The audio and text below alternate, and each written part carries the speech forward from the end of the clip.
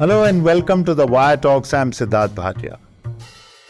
Cricket is not a game in India, it is a religion, goes the saying. And now this game is played through the year, which means there is a lot of money involved for everyone. The Board of Cricket Control of India, the organization that manages the game, has become the richest such body in the cricket playing world. Such money has also brought in temptation and corruption and much more. Match-fixing allegations emerged as far as back as in 1990s, but nothing came of it. But later, thanks to Supreme Court's intervention, an anti-corruption unit was formed. In 2015, the second such officer of the ACU, Neeraj Kumar, who had retired as the police commissioner, was appointed to head it. But did it cleanse the game of corruption? Not at all. In his new book, A Cop in Cricket, Neeraj Kumar gives a sordid picture of how this has not happened. Worse, he tells us that the BCCI of that period was not particularly serious about cleaning up things. His account tells us that the administration of that time, which was specifically appointed to clean up the game, just took things for granted. In his career of 37 years in the police, Kumar has been posted in many states including Arunachal Pradesh, Mizoram and New Delhi, and has received many awards including the President's Police Medal for Distinguished Service. Among the many high-profile cases he has been involved in was the infamous rape and murder case of Nirbhaya in Delhi, which his team solved successfully, and also the spot-fixing case in cricket, which resulted in the arrests of 3 players, including the fast bowler S. Sreesanth. He joins us as a guest to talk about his book and his stint at the BCCI. Neeraj Kumar, welcome to the Wire Talks. Thank you, Sidharth. Your long career in the police would have been full of ups and downs, but as you say in the book, the BCCI job, which lasted for all of 3 years, was full of, and this I'm quoting, full of ignominy and hurt. You say much more, but I'm just reducing it to these 2 strong words. We will go into the details as we go along, but could you quickly give us an overview of why do you say this? See, Sidharth, the point was that I worked in an organization where I took respect for granted. I took deference and proper treatment for granted because ours is a very regimented setup, the police I'm referring to. But when I went there, there was utter lack of these things. There was, first of all, nobody took notice of me. Nobody wanted me there, I got the feeling. Nobody cared for me. I had an office to begin with. That office was also taken away without informing me. I never got an office thereafter. Whenever I would visit Bombay, I would sit in one cabin or the other. And never in my 3 years did anyone ask me, what do you think is happening? What is the corruption scene in cricket in India? What do you think we should do? What are your problems? I was going after them, giving presentation after presentation, telling them that we require more manpower, we require more resources, but it made no impression on them.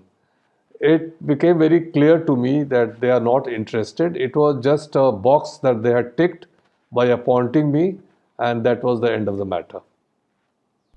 Yeah, so this box thing that you mentioned even in the book, that the Supreme Court said time to clean up cricket, and it appointed professionals and administrators.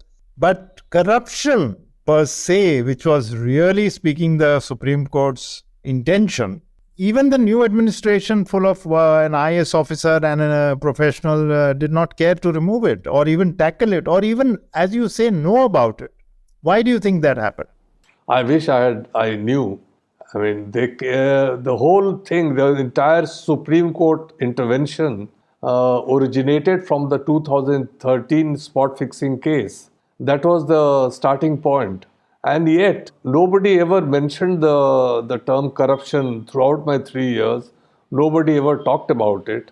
I went after people, telling them that I have this problem, that problem. I want to make a presentation to you.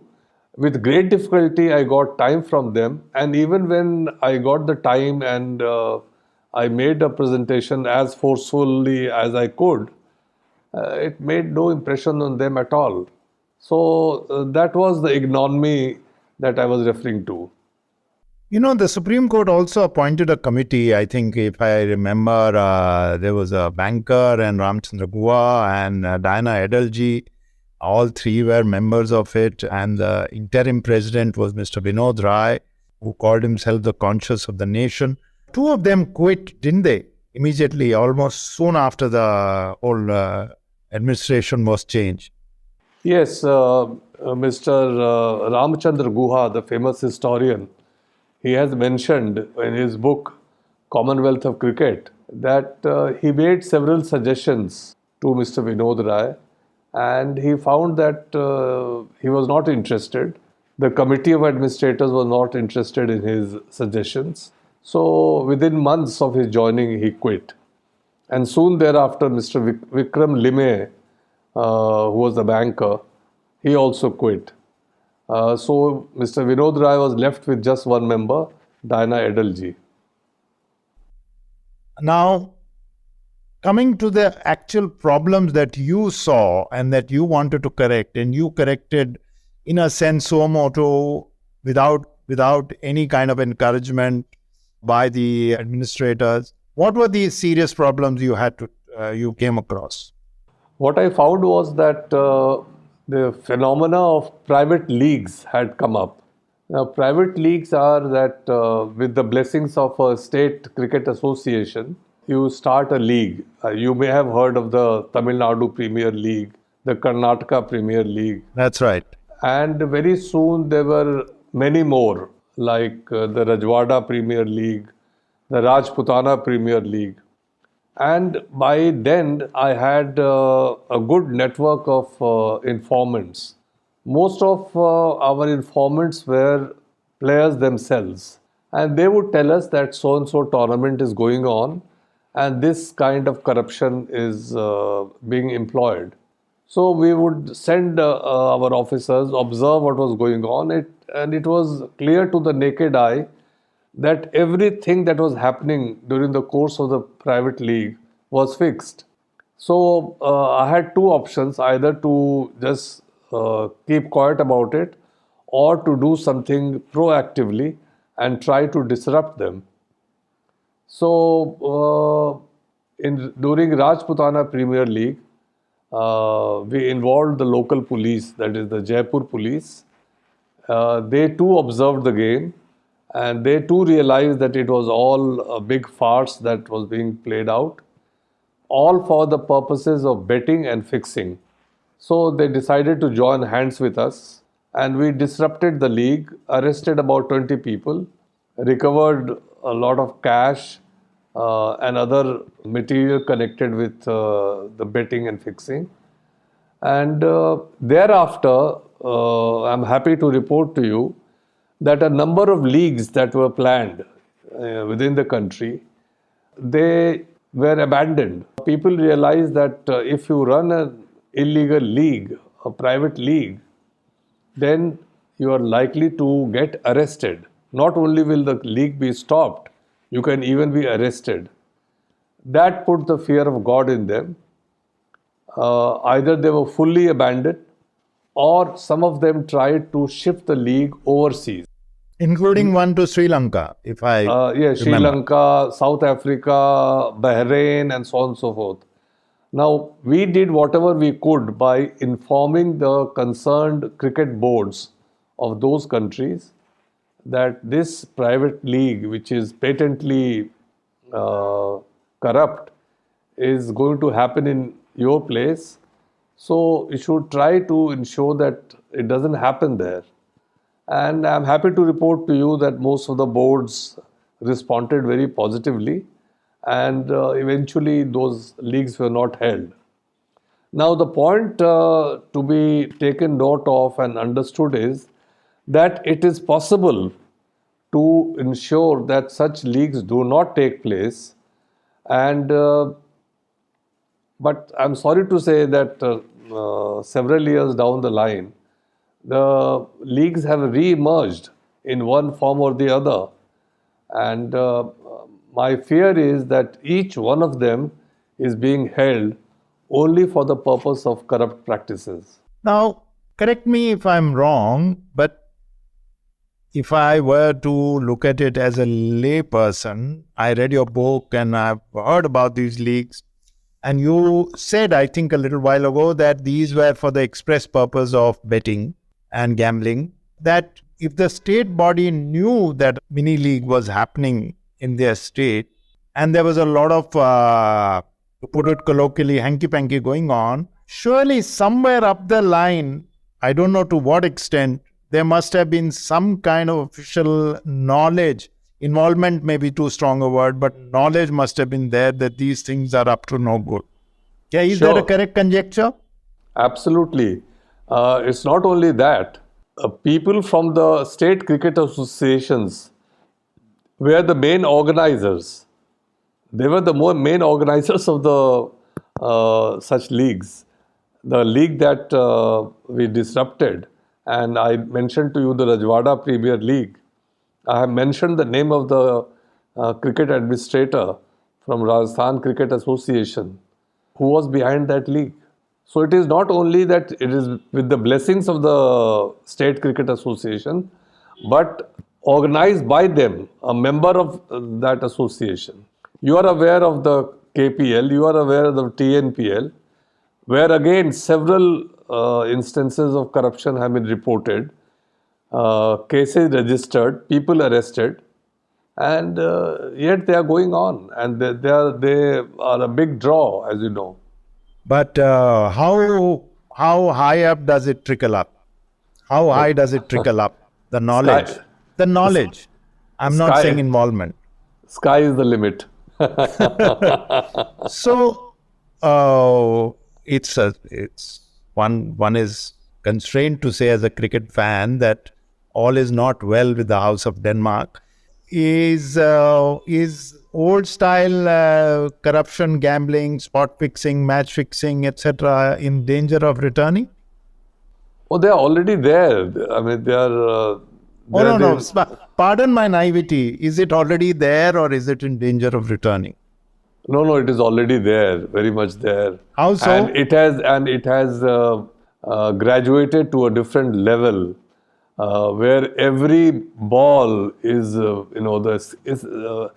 every match is pre-scripted. Not only every match, but the outcome of every ball is pre-scripted. Whether it will be a no ball, whether it will be a wide ball, whether a 4 will be hit or a 6 will be hit, everything is predetermined. Are you talking in terms of even the Premier League? That bad? No, I'm not talking in terms of the Indian Premier League. Indian Premier League, I have written in my book also that the top level cricket is comparatively very much under control, and if corruption, if any, is within manageable limits. I am talking of the private leagues, and you name a league and it is corrupted. And therefore the spectators may be also part of the whole this? No, spectators, I have talked about pitch siding. There are certain spectators who are sitting in the stands. They are passing on information through their mobile phones to their masters. What has been the outcome of a ball? What has happened once a ball was thrown? And they give this information, and as I've explained in the book, by the time people watch it on the television, there is a time lag of almost 14 to 15 seconds, during which people, the people who get to know of what has happened in real time have put their bets on that particular outcome, which has already happened. You are watching on your TV set, and you see a boundary being hit, but the guy sitting in, say, Jhunjhunu knows 15 seconds before you do that a boundary has been hit. So he puts all his money on the probability of 4 being scored. And everyone else, puts his money on other outcomes, say 2 runs, 3 runs, no ball, wide ball. But the fellow who has put his money on the boundary, on a boundary being hit, he rakes in the big bucks. So, I mean, this will call for a huge operation, no? Not only operation, it requires strong laws. There are no laws connected with cricket in sport, corruption in sports in general. Why alone? Why cricket alone? So, first of all, we require strong laws, and we require the will to fight the corruption. And my thesis is that the central sports bodies, whether it is the BCCI or say the Indian Hockey Federation or whatever the organization is in football, they all have to, if they are sincere, they have to have a very strong anti-corruption machinery. But the pity is the guys who are calling the shots, they themselves are people of dubious reputation, and they far from fighting corruption. In fact, they are part of it. We'll be right back after this short break.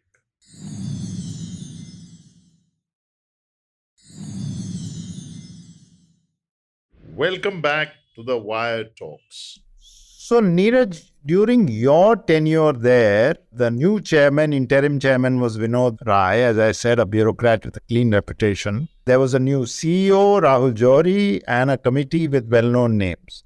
You have persistently said in your book, because your book is about your 3 years, that the BCCI could have been cleaned up then. And you have consistently said to me just now, did that your departure made any difference? I mean, did it strike them that things were going wrong and we should check them out, etc.? Or was it pure indifference? Because what you've said about the Premier League shows that things actually in some ways got worse.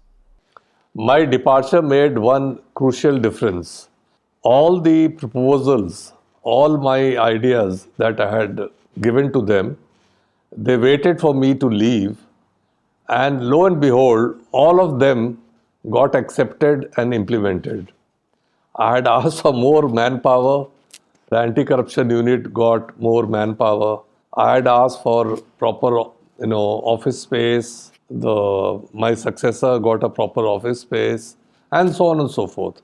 So whatever I had recommended, whatever ideas I had floated, they waited for me to leave, and they got implemented. Now, there was a reason why I had asked that question, and your answer gives me the perfect excuse to go into it. Is it possible, the way you have written about Mr. Rai and Mr. Johri, and how you felt let down a few times, and how your proposals were, how there was, you've really boiled it down to clash of maybe personalities. Could it be said that it was because the two sides just did not see eye to eye on some reason, and this is your version of the whole thing, is that you were being let down? I don't think so. I don't think so that it had anything to do with interpersonal relationship. It was not as if we didn't like each other's faces. It was just that they didn't like my outspokenness. They didn't like the fact that I said it as it was, on more often than not. I refused to be subservient to them, and I held my ground, and I never tread on their toes unnecessarily. It was they who were trying to treat me shabbily, which I was not prepared to take. Again, I repeat in a different way the same point. Is it personal pique that you are now mentioning all these things? Because you say that in the beginning, you say that when you came in and joined, you felt that the BCCI was indifferent. Surely at that moment, it could not have been personality clash or your outspokenness, because they hardly knew you. Is it personal pique? Is it personal lack of rapport? Is it good old-fashioned chemistry not happening? No, please understand, when I joined the BCCI, neither Mr. Vinod Rai nor Mr. Rahul Johri were part of that board. I was there, but the general atmosphere in the board was that they couldn't care less about corruption. My sense was that it was lack of awareness, and I was surprised because they ought to have realized that so much had happened in the recent past, uh, that had led to the entire set of administrators being packed off. Uh, I'm referring to Mr. N. Srinivasan and various other people who were packed off because of complaints of corruption and so on and so forth. So I had expected that corruption would be a very big deal as far as the board was concerned. But to this date, I have not understood why they haven't got this basic point that they should be careful about this. You mentioned that they were at that time. No, the irony is simply in the fact that a body set up to clean things was itself not very, shall we say, not very concerned about its own conduct, and allowed so many things to slide. You mentioned that there was allegations of Me Too and sexual Yes. misconduct. Yeah, that was much later, but it came up. So basic point you're saying is over and over again, Neeraj, is that this special group of administrators themselves were not they were very casual about corruption. While they were put there to clean the stables, they themselves did not care too much. And things must have definitely got not only wrong, I suspect that there is a possibility that the whole thing was looking too overwhelming or perhaps too lucrative, or perhaps, that let us continue the way things are going. What was it? This is the exact point I'm trying to make. See, the 2013 spot fixing case was not the only scandal that had rocked the Indian cricket. After all, the year 2000 CBI inquiry, which led to the banning of Mohammad Azharuddin and other three players, international players, Mr. Ajay Jadeja, Mr. Ajay Sharma, and Mr. Manoj Prabhakar, that had been preceded by the famous, or shall we say, the infamous Hansi Cronje case, which had also happened on the soil of India. So there had been a long history of corruption in Indian cricket. But things had come to a head after the 2013 spot fixing case, because it reflected directly on the board, and its president had to be sacked. President had to move on the orders of the Supreme Court. So surely this board should have been very cognizant of corruption in the game. But I do not, till date, I do not understand why it did not strike them to give proper attention to this aspect. Any conjecture why it did not strike them? Your own conjecture? You see, my conjecture is that the general spirit in the board is survival, self-survival, and making merry as long as things go on well. So it's I think the quality of people who are there, which it's a reflection on them, quite frankly. general survival, I can understand. Making merry means surely it's a very glamorous post to hold. Yes, a glamorous post to hold with many perks of office, and everybody enjoys every bit of it. I think you begin the book by saying, when you write about landing in Calcutta, that the Calcutta hotel where you were staying and the players were staying and the managers were staying and the lobby was full of hangers on. And the word you have employed is very interesting. It was a circus. So everyone was having a merry old time. And surely in that circus, there must have been some kind of malfeasance possible. Most certainly. I've already talked about it in detail. Okay. The departure of Mr. Rai and Mr. Johri, now there is an entirely different management running the BCCI. As you know, the BCCI is richer than ever before, more powerful than ever before. Do you think as you said, lessons have been learned, they implemented most of your recommendations. Do you think Indian cricket today is relatively clean?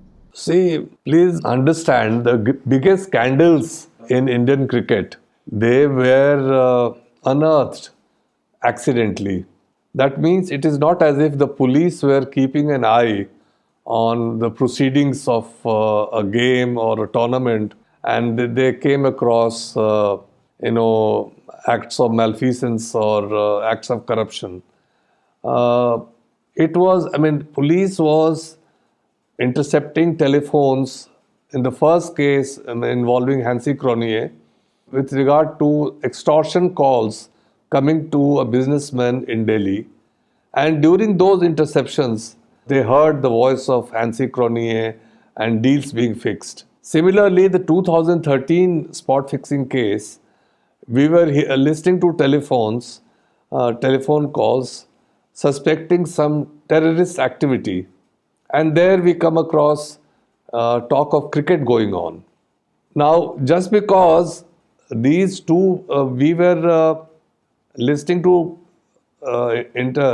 calls being made in connection with terrorism or extortion, we came across, it doesn't mean that all that is going on today is kosher. We don't know what is going inside because we do not know what lies in the background. The point I'm trying to make is that the game of cricket is not under constant surveillance, that any wrong that they do will be caught. We are banking on the good sense of the players and the strict controls that are observed, the anti-corruption education program that is given to them, and the examples that have been made out of people who have erred in the past. People who have gone the wrong way, they have been banned, their careers have been ruined. So that is an example that has been set for people who are playing the game now. They know that the stakes are very high. If they commit even a minor slip, they are going to, and if they get caught, they are going to lose their careers. But yet, nobody can say with guarantee that the games are absolutely above board. The stakes certainly are very, very high because the amount of cricket being played and the money that is being given and the auctions and the possibility of an auction. There you must have read there were these minor cases of somebody promising a chance to play and getting cheated. So all kinds of things must be going on. Women's cricket is also doing very well, fortunately. As you say, the stakes are very high and so much cricket, anything can be happening. Most certainly. I'm talking like a cricket fan here. Most certainly. And we have investigated cases where people have offered places in an IPL team. They have held, fake selection trials. Yes, I saw that. I read that. And invited people to participate in them, taken huge amounts of money, gone to the extent of telling two cricketers that they had been selected, but before they can join the team, they must part with 15 lakhs of rupees each, and so on and so forth. So all this is going on in the background. So what exactly is happening in the main tournaments itself, it is hard to say. But by and large, I repeat that the levels of corruption or the ability of the corruptors to compromise the game is minimal, and corruption, if at all there is in the top strata of the game, it is within manageable limits. Meanwhile, do you think that the board is now extremely serious about tackling any kind of corruption scandal on its own? I mean, with its own unit, with its own processes, with its own surveillance?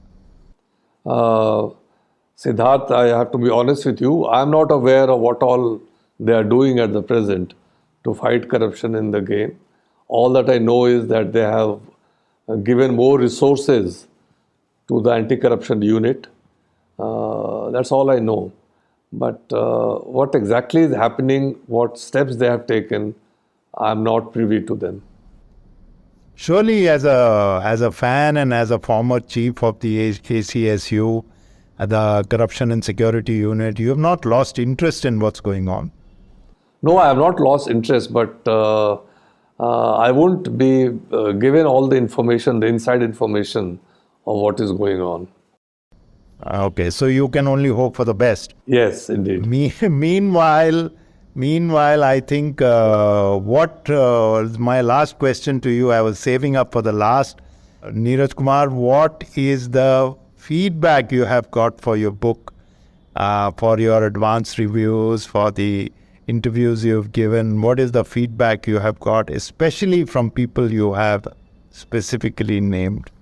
With all humility at my command, I have to share with you, Sidharth, that the response has been very encouraging. The reviews have been very positive, and I was most concerned about the reaction that I'll get following this book. But I must say that I'm very glad with the sort of reaction that I've got so far. No, I think I was very unclear in expressing myself. That what is the feedback you have got about the people you have named? Oh, so far none. The feedback from third parties is that, well, you have invited trouble. You should be prepared to face defamation suits and so on and so forth. Well, if it comes to that, we'll have to face them. Okay, well, defamation suits and libel, etc. is the order of the day. I suppose for anyone who writes, I'm sure you're quite familiar with what writers face. So I think you should be welcoming it. It will boost the sales of your books to begin with. That was Mr. Neeraj Kumar, former police commissioner of Delhi, and the man who was tasked with the job of cleaning up Indian cricket in the mid-2010s and did a good job, except that he found that he got no support from his bosses. Talking about his 3-year stint in the Board of Control of Cricket of India. We thank you once again, Neeraj Kumar, for joining us, and we'll be back next week once again with another guest. Till then, from me, Sidharth Bhatia, and the rest of the Wire Talks team, goodbye. You can check out this podcast and other interesting ones on the Wire website, the IVM podcast website, app, or wherever else that you get your podcasts. Goodbye from me, Sidharth Bhatia, and the Wire Talks podcast team.